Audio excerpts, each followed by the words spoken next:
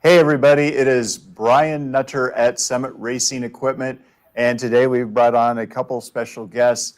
One of them is long time Jeff Gerner and friend Dan Gray. This was kind of there's a lot to this story about what we're going to talk about today. But Jeff is the owner of the world's fastest sedan. It's an Audi, and he's run it at Bonneville and the ECTA standing mile events. He builds many an Audi engine, specifically the five cylinders, and he is selling his car. It's on Cars and Bids, which is something that Dan is helping him with. And I guess part of the reason we're doing this video is we want to talk about getting into land speed racing, what it's like, some of the technical stuff, but also building your car and what it's like to eventually maybe have to sell that car and who you want to see it go to, somebody that's going to enjoy it the way it was meant to be. I grew up here on a farm, and I was a farm boy, so I learned tractor and towing equipment mechanics by the time I was 8 years old, and did a lot of farm work. And as I got older and older, by the time I was 17, I was building V8s for my friends in high school. Yeah. And after I graduated high school, I drag raced in the AHRA for 2 years. And then I got into the Midwest Junior Fuel Association, and I had a B fuel dragster. Nice. And then from there, you got into doing some, track work too. Well, as I got married and got my child, I had to focus on that for quite a while. And in 1988, I bought my Honda CRX SI. Yep. And started autocrossing. Yep. Solo racing. Yeah, that's it. That's the 94 Solo Nationals picture. Oh, nice. So then I transitioned to track day weekends. Got it. In 99, I bought my 94 Audi S4. Got it. It's been to road race courses all over the country. So it started off as a road course car. Pardon? It started off as a road race car before land speed? No, my 94 S4 is my street car. Ah. That's Blackie, the one I still own. Okay. And it's been all over the country at track day weekends. And so that's what got me familiar with an Audi S4 sedan. Got it. Was, track day weekends all over the country. And then in 2006 or 7, I can't remember what year it was, we saw World's Fastest Indian, that wonderful movie. Yes. And as I've said many times, I said, if Burt Munro can get there from New Zealand, I can get there from Kansas City. It's a good outlook. The movie motivated me. And because I knew what the Audi S4 sedan was, how tank built and solid they are, and all-wheel drive on the salt, I knew it would be the perfect car for me to build. That's awesome. That is so cool. Hey, we got a few people commenting here. Everybody out here listening, we got viewers from all over the world. Feel free to say hi. Tell us where you're from. Any questions you have from Jeff, we'll try to answer them in the live stream. And we see Dragon Zone coming in from West Virginia. And Wade, we just see you popped on. So Wade, what we are doing here is we're going to talk land speed racing and what it takes to build a car to go out to Bonneville and fulfill your dreams. And Robert, thanks for dropping in from New Mexico. Oh, okay, cool. So he's got some hardcore questions here about downforce and aero. Notice that aero is fairly unmodified for the land speed record. So that is a great subject to talk about what classes you can do stuff in and what you can't. And Jeff, okay, so before we get into that, let's go ahead and talk about how did you find this car? What condition was it in? Was it box stock? And then what was your sequence of building the car up? What broke? What horsepower numbers did you kind of achieve, and were those pretty outlandish in the early 2000s? Well, I bought the car after seeing World's Fastest Indian from an individual in St. Louis, Missouri. We drove over with my wife and we drove the car back because I decided I wanted an Audi S4 to go to Bonneville, and started building it in '07. And by '08, I needed to check off my bucket list. It was set up for road racing initially. Okay. And because I wanted to do the Pikes Peak Hill climb. Wow. Another iconic event. Yeah, it was on my bucket list. And having come from a track racing background, most recently, I wanted to go up the mountain, And me and the car survived that event in 2008. Wow. And then I totally focused on changing it over to land speed. Okay.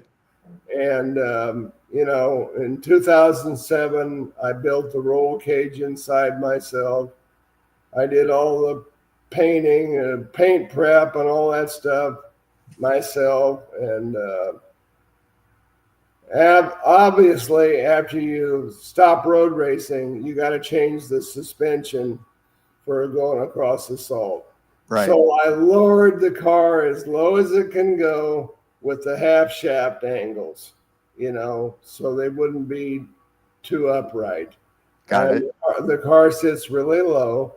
And in the production supercharged class, that's a class for cars that come with turbos or superchargers. Production class, the only thing you can do, Brian, is take off the mirrors and the windshield wipers. You can't make any body modifications. All right. So I remember the story, and this is just a quick aside. I've been building pistons for you for a long time. At my first 15 years in the industry, we're at Wiseco Piston, and that's how you and I met. We're doing forged pistons for this thing. Yep. But you were talking about the fuel tank in this car, and tell me about what tank is in it and why. It's got a high grade fuel cell in it. Okay. If you ever were to have a wreck, you don't want some cheap little aluminum tank back there. Right. It's got a $2,500 fire extinguisher system in it too. That's all for the SCTA rules. You got to have all that stuff. Right. And you were talking about how you placed it where you did for aero, so that it would essentially smooth the underside of the car. I remember you talking about that a little bit. Well, the big change in aero, the only thing they allow you to do is modify the area around the drive shaft, because they don't want a drive shaft blowing up and taking your rear tires out at high speed, Okay. So the exhaust on these S4s, it's kind of a dual single exhaust, and it passes through the right underneath the drive shaft. And that's all encased, and the 4-inch downpipe blows down that tunnel. And that having to pass under the back end of the car, that huge, humongous hot air exhaust volume actually adds downforce to the rear of the car. Got it. That's okay. So tell our viewers a bit about the horsepower that you're making out of this 5-cylinder, because I want them to think about what that number is and trying to breathe through a 4-inch exhaust pipe all the way out through the back of the car. Well, the exhaust pipe, the down pipe, stops about just past the bell housing, Got it. and it blows down the center tunnel, where the drive shaft is encapsulated.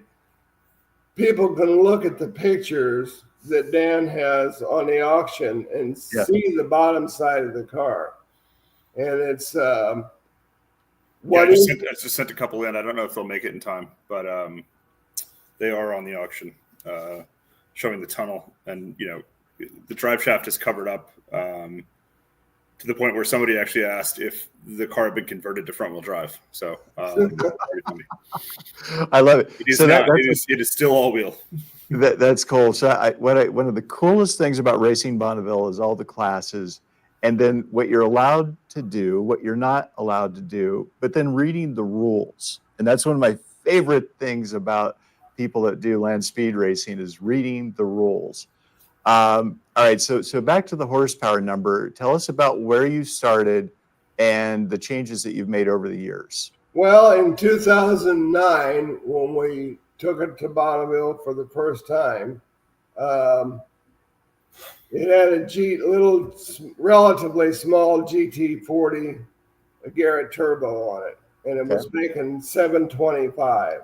Okay. And we did our licensing runs all in one lousy day and got our A license. And that year in 2009, it went 222,996. I'm looking up the plaque. But 222 is pretty good for a sedan with just a GT40 turbo on it. Absolutely.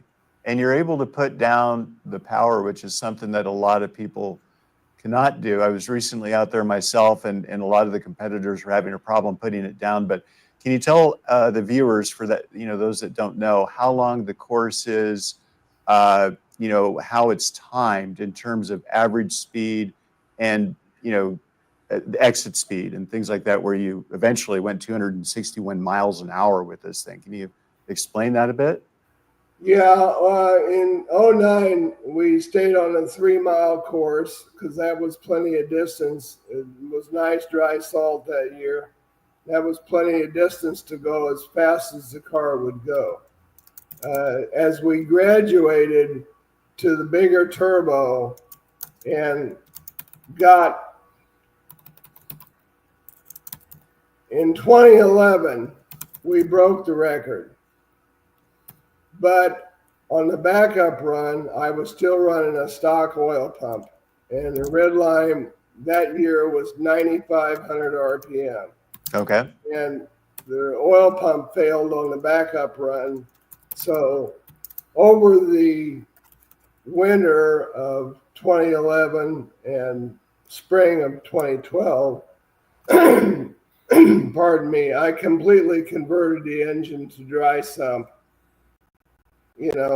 I converted it to an ATI super damper, which I bought from ATI, and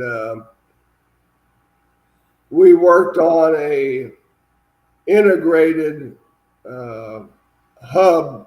drive hub for the ATI damper, which also contained the timing belt drive, and that's still on the car today. But, got it. By the time 2012 came around, the boost was 31 PSI. Yep. And the red line was 11,000. It had been long ago converted to solid lifters. That was a lot of work. So for those that don't know about Jeff, his company is 4 Rings Performance FRP, and he builds engines for people all over the world. But what you do with those engines, the cams, the valve train, a lot of just super quality work. A lot of your engines take weeks to do. And I know that we can't cover all of that process here, but man, that was big when you were getting these type of numbers out of a factory block, factory head. I don't know what the crank was, but what is inside of that engine? Well, at my old shop, I had access to a full machine shop and a flow bench. Yep. I probably spent 100 hours of porting and developing the ports, testing with the flow bench, and polishing the crankshaft. It's a stock crankshaft. Factory crank.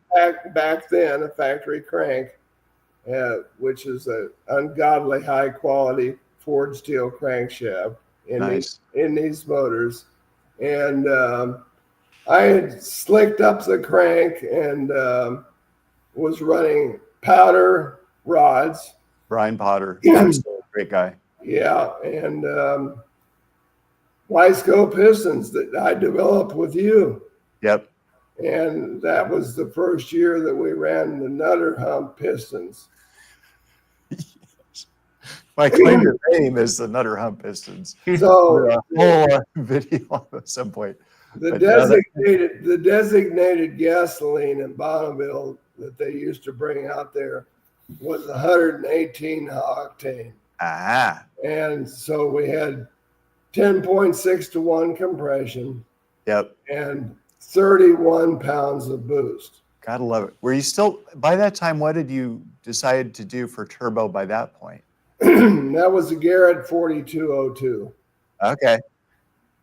That was before I switched to Borg Warner. Got it. I remember that transition with Borg as well. So you were one of the first guys to hang, what was it, an S400? I don't know the millimeter number off of it. S400 SX. Got it. So after you did land speed, you hit 261 miles an hour through the exit. So the world's fastest production sandwich, by the way, is currently up on auction for $27,000. I want you to think about that for a bit. Turnkey, 261 miles an hour car, current bidding at $27,000. I don't know what this thing is going to end up going for, but you have to get into the many hundreds of thousands of dollars to get a car that goes that fast. And here you are, you just go down to Kansas City, pick this thing up and go run 260. Just that easy. Yeah, it's true. It's set up it's got an acceleration version of the motor in it now. Okay, so we need to talk about the standing mile, which you started doing with Keith Turk and Timney, and now Steve Strupp over at the ECTA. Yep. I had a lot of fun down in Arkansas. And, good people. When Keith needed to switch from Cincinnati to someplace else, I had been to the Texas Mile at Arkansas. And so I called Keith up and said, hey, there's a great airport in Blytheville, Arkansas. And really? That's how Keith moved it there. And then he sold the company to, Steve. Steve, yeah. But we've had magnificent fun. When we first took the car there with the Bonneville motor, yeah, which was a shorter stroke version of the motor, stock stroke. It's 2.4 liter with a 92.8 stroke billet crank in it now. Yeah. This is worth a little bit of explanation. When you run on salt and you need wheel speed to make miles per hour, and that is occurring at the point where the drag coefficient is just going out of sight, Right.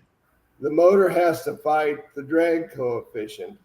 So you need all the horsepower at the highest RPM. So the Bonneville motor didn't really spool till 8,500 RPM. And the power band was 85 to 11,000.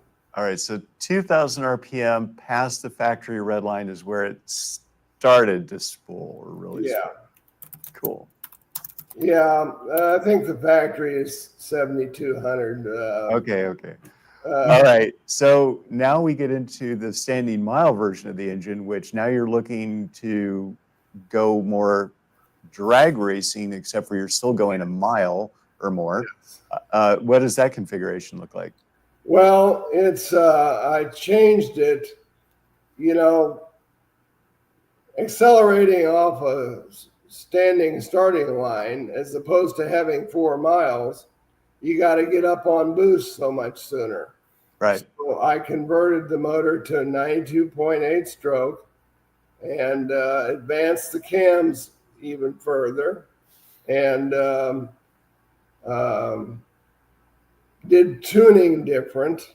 And it's 1,155 wheel horsepower right now. At the wheels. Yeah, at the wheels, and it's an acceleration version of the motor. You know, It's not even the top end version. well, All right. it spools fully at 5,500 RPM now. That's more like it. All right. So when you're on the salt and you're trying to put down the power, a lot of the cars that you're competing out there weigh thousands and thousands of pounds versus the standing mile. I know that you're kind of limited because you're a production body, but what were the differences that you see with your car and other people trying to do similar work? Ask that question again. All right. So when you're out at Bonneville, it's important to have traction, and you need to have a lot of Had ballast in the car. Right. Versus standing mile, where you take the acceleration part of it into attacking the half mile and attacking the mile. So what are the differences in your configurations there? Well, I removed about 150 pounds of lead, and I had the stock exhaust, which is really heavy and has flat arrow-shaped mufflers. Yeah. I had at Bonneville, I had that stock exhaust fully logged up underneath the car as high as it could go. And that thing weighs a good 100 pounds. Got it. So I wanted a lower CG, and it actually helped with the undercar aero, which is different now because it's a standing mile car now, and I've added more undercar aero to it. Got it. But took 150 pounds of lead out of it. Okay. So what kind of mile an hour are you hitting in the standing mile? 228.717. Okay. So you're picking up what, roughly 30 or so, over the last 3 miles. Well, it's all about the car running on 4-inch wide tread funny car tires. Yeah. It's basically the front tires of a funny car. What everybody between 200 and 300 runs is funny car tires. Got it. On their drive wheels, on all the wheels, and at Bonneville, because that's the legal tire. And you try to put 1,000 horsepower on slippery salt down through 4-inch treads. I wasn't able to map the car till the top of 5th gear. When I would going down the salt, even with perfectly dry salt, when you tip in a little too far, it would blow off the tires. So you had with to be all-wheel drive. Yes, with all-wheel drive. So by the top of 5th gear, that's when you could map the damn thing and go to full throttle. And back to the record, Brian. This is important for people to know. In 2012, when we set the record, what I didn't know was that I had run to the 4-mile mark on the down run. And that was average speed of 250.009 with the 261 exit. Average, yes. Yeah, 250.009 average over the mile from 3 to 4. Got it. And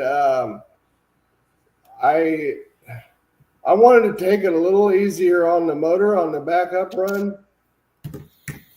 You know, I was still had it in my mind how it blowed up in 2011. Right. The record was 224 at the time. I knew I had it covered. So I only ran to the 3 mile mark and put the parachute out on the backup run. What I found out in inspection was they were going to make me use my 3 mile time and not my 4 mile time from the back room. So that's why the record is 236 instead of 250 something. So you're telling me I could buy your car, and if I just run it out to the 4 mile mark, I could take a record. Yeah. Okay. Yeah, you'd reset the sedan record. Yep. Well, it's got way more horsepower now. Yeah. You would want to back the boost off. I would suggest maximum boost of 35 pounds because one of the things you're trying to do out in that hot weather with a high horsepower motor, you're trying to control the growth of heat within the engine's cooling system. All right. Well, I did call upon you for some advice when I took the family sedan out there at the ECTA streetcar mile event here last month. Good advice, by the way. I won't get into that, but it was good. And it's really cool that you're able to share everything with us today. What other you have some other points? I do want to hand this to Dan for just a little bit to talk about. Please do. Where they can find the car. But before I do that, you built this car and you're in the position where a lot of people are, where you put your blood, sweat, and tears into this thing. And at a certain point you have to sell it, not because you necessarily want to, but maybe because you have to, or you can't drive it. Do you want to, I know this is maybe a little bit of emotional or whatever, but you want to talk about your decision to do that? Because it really affects everybody, Sure. watching. Brian and I have fell apart skeletally, and I've already had one hip replacement. I currently need my left hip replaced and my right knee replaced. And it's just too hard for me to load the car, go onto the car and put the tie downs under it, take a 9-hour trip to Arkansas. It's, I've got a record that's going to stand for a long time unless somebody else buys it, they can. Unless Dan buys it. They can definitely, the standing mile record can be beat in this car. All you need is good density, altitude, and a little slight tailwind. So if they needed a driving coach, can they fly you out for your technical expertise? Sure. Well, I intend to instruct anyone that buys it on all the required maintenance, the required driving techniques. Yeah. They'll be getting fully informed of everything they need to do to drive the car, compete with it, and to maintain it. I'm not just handing it off. And the question you asked, yes, Linda was in here last night and she said, we're really going to miss this car. Yeah. We've been tied to it mentally and emotionally since 2007. Right. Almost 20 years. Yeah, I hate that my body has worn out. That's the only reason I'm selling it. If somebody, I can still drive the car just fine. But driving's easy compared to getting it in a trailer and hauling it and all that stuff. Yeah, it's a whole process. Those last few minutes traveling down the salt are really the culmination of thousands of hours of effort in the garage. All right, Dan, you want to?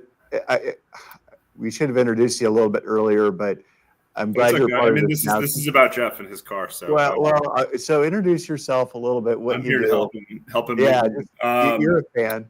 Yeah, so I met Jeff in probably around 2018. Met him, via the purchase of a 93 S4 that had a Jeff Gerner motor in it. So I got to know Jeff then. I'm now sitting on my second S4 Gerner motor build that I'm trying to build out to 1,000 horsepower. That's in my garage right now. Higher spec motor and bigger turbo. So I'm in the hobby myself. I've known Jeff a good while through that. And a few months ago, I launched a digital auction consignment business, Authentic Auctions. And the conversation came up between Jeff and I that he was looking to, retire out of racing and probably sell his car. And so I was, lucky enough to be able to help him with that. So, which is sort of an honor to me. I've known him a good while, and I got to fly out to Kansas City and meet him finally in person and see the car in person. So that was great. So yeah, got to take a ton of pictures of it, see him fired up and go through the car a good bit.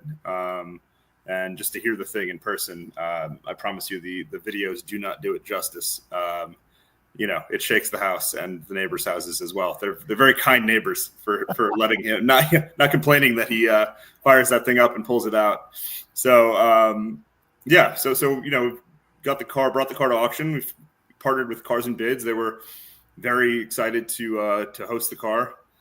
They've been great, and it's running live now. We've got over 25,000 views in the auction, which is great. And it runs until about Thursday afternoon. Late afternoon, East Coast time. So got it. Still plenty of time left for people to come and check it out and, think about it. And, from what I can tell, just what I'm hearing online and, through various channels, there's a bunch of real people that are seriously considering it. So we'll see where it goes. Well, I hope so. I tagged Audi USA in my message yesterday on my own little personal Facebook account that they need to buy this car and put it in a museum. We were talking with the former head of their Audi club yesterday, and he agrees. He thinks Audi Tradition or Audi itself should look at putting this in their collection. So we'll see. Who knows? You never know. Well, I guess we will see. I mean, no matter what goes down, I mean, somebody's going to get an amazing car. Again, world's fastest sedan. Doesn't matter what nameplate's on it. That's it. You're it. Yeah. It's a tremendous effort, Jeff, that you put through on this car. I don't know what else to say. I mean, thanks for sitting with us today to talk about building it and the experience. I know we didn't talk a lot of tech, but you and I could talk for an hour on that subject. But thank you for coming on today. Yeah, you're welcome. It was wonderful to work with you at Wiseco, Brian. And it's been great working with you at Summit since then, Yeah. I want to make one comment relative to what Dan just said about the noise in the neighborhood. I'm probably proudest of the fact that this car sounds like a Formula One car going down the mile. all people got to do is look at that video. That thing has a brand new battery in it, courtesy of us. Yeah. Last week. Yep. So the AGM failed, so that was replaced. What's funny is people that have never seen the car on a standing mile, after it makes a pass, they come search it down in the paddock and they say, "What the hell is this thing?" Right. I say, "I've never heard anything like that." One quick technical thing to touch on before we end. Somebody asked what the final drive ratio is. Can you just touch on that quickly, Jeff? Yeah, it's still got the 411 factory gears in it. 411s. 411 center diff, right? Yeah. Yep. Okay, so factory gearing. So spares are not super hard to find. So if you need to go fast, you can still find replacement gears and boxes and stuff. So that's good to know. Just Yeah, the RPM, man. you could change the gears to the 380 from the 411s to the 389s. That was another Right. Audi factory gear ratio that would fit in this differential and transmission. And then So- you could go so- faster top end. In theory. So you reminded me of one thing about running 411 gears. You do know the true red line of an Audi 5-cylinder versus where you shifted at, right? Yeah, I shifted at 10,200. But it's been It's been 11,000. right. So good Yeah. to know. All right, guys. If you have any questions, just let us know. Feel free to comment. Dan is here to answer questions along with Jeff. If you need to get a hold of us somehow in the comments, we're going to be on YouTube. We're going to have on the Summit Facebook page. So make some comments if you'd like, and we'll do our best to help out. Again, you got a couple days to put your pennies together and go buy an amazing car. And again, it's a legendary project. And just thank you again, guys, for joining us. Yeah, appreciate it, Brian. All right, see you guys later. Thanks, Dan. But- Okay, Bye. bye.